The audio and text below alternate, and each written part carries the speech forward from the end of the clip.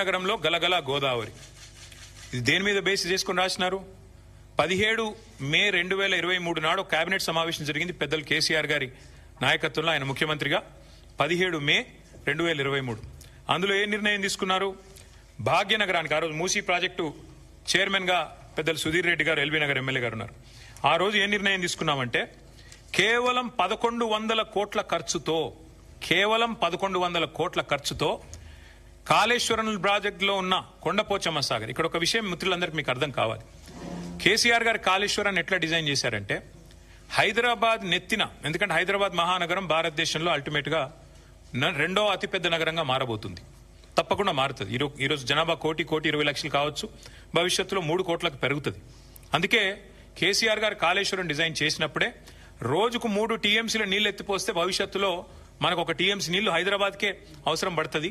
3 కోట్ల జనాభా పెరిగిన తర్వాత మళ్ళీ కొత్తగా నీళ్ల కోసం ఇవాళ చెన్నైలోనో లాటూరులోనో ఎట్లయితే రైళ్లలో ట్యాంకర్లు పెట్టి తెచ్చుకుంటున్నారో ఆ అవస్థ మన భవిష్యత్ తరాలకు ఉండొద్దన్న ఉద్దేశంతో చాలా ముందు చూపుతో 3 టీఎంసీల నీళ్లను మేడిగడ్డ నుంచి ఎత్తిపోసి ఇక్కడికి తీసుకొచ్చి మెడ్మానేర్ నుంచి అడికెళ్లి పైకి తీసుకురావాలని ఒక ఆలోచన చేసినారు.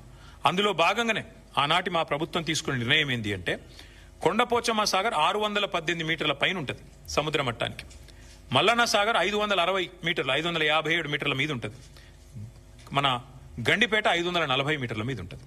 అంటే కొండపోచమ్మ నుంచి నీళ్లు తీసుకుంటే 618 మీటర్లకు వెళ్ళి 540 మీటర్లకు తీసుకుంటే గ్రావిటీ ద్వారానే నీళ్లు తెచ్చుకోవచ్చు పూర్తి స్థాయిలో. అంటే 618 మీటర్లకి నీళ్లు వస్తే కిందికి పోతాయి కదా, పడవ దిక్కు నీళ్లు పల్లం దిక్కు పోతాయి కదా, అట్లా మనం తెచ్చుకోవచ్చు అన్నది ఆ రోజు మా ప్రణాళిక.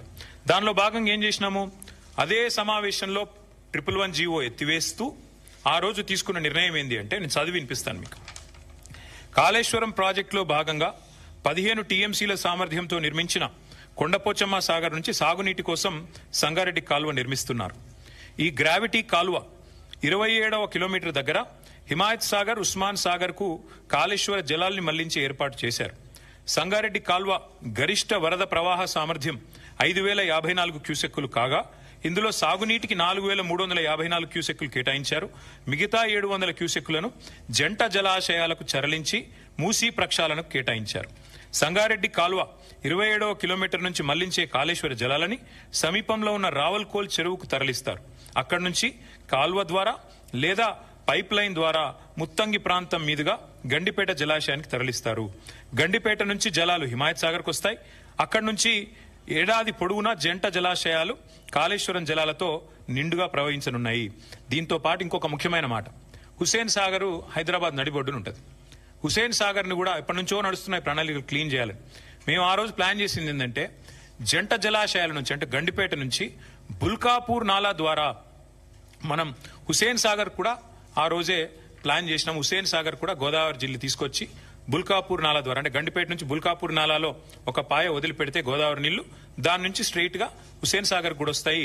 తద్వారా మొత్తం ఇటు హుస్సేన్ సాగర్ అటు 2 జంట జలాశయాలు కూడా పూర్తిగా సమృద్ధిగా ఉంటాయనేది మన agenda. This is from 17th May 2023 cabinet in KCR government. కేవలం 1100 కోట్ల రూపాయలతోనే ఈ పని చేయవచ్చు. ఇవాళ ముఖ్యమంత్రి ఏం చేస్తున్నారు, ఈ ప్రభుత్వం ఏం చేస్తున్నది, ఇవాళ మీరు పేపర్ యాడ్ చూడండి. కొండపోచమ్మ దగ్గర మేం సోర్స్ పెడితే దాన్ని కట్ చేసినారు, తీసేసినారు. కారణం లోగుట్టు పెరుమాళ్ళకెరక అని వారికే తెలియాలి, మాకు తెలియదు. 1100 కోట్లతో అయిపోయే ప్రాజెక్టును ఇవాళ 7,380 కోట్లు, 90 కోట్లు, అంటే దాదాపు 7 రెట్లు పెంచేసినారు. ఎవరి కోసం, ఎందుకోసం చెప్పరు, సమాధానం రాదు. ఎందుకు స్పష్టంగా మీరు కొండపోచమ్మ సాగర్ నుంచి గ్రావిటీ ద్వారా నీళ్లు తీసుకునే అవకాశం ఉన్నప్పుడు ఎందుకు పెంచుతున్నారు, ఏ కారణం చేత పెంచారు, మల్లన్న సాగర్ ఎందుకు మార్చారు సోర్సు, ఏం అవసరం వచ్చింది, ప్రభుత్వం సమాధానం చెప్పాలని మేము డిమాండ్ చేస్తున్నాం. మొన్న మీరు ఉత్తమ్ కుమార్ రెడ్డి గారి మాటలు విన్నారు శాసనసభలో. 35,000 కోట్లతో అయిపోయే ప్రాణహిత చెవులను పక్కన పెట్టి మీరు 87,000 కోట్లు చేసినారు దీన్ని అని మాట్లాడినారు ఉత్తమ్ కుమార్ రెడ్డి గారు.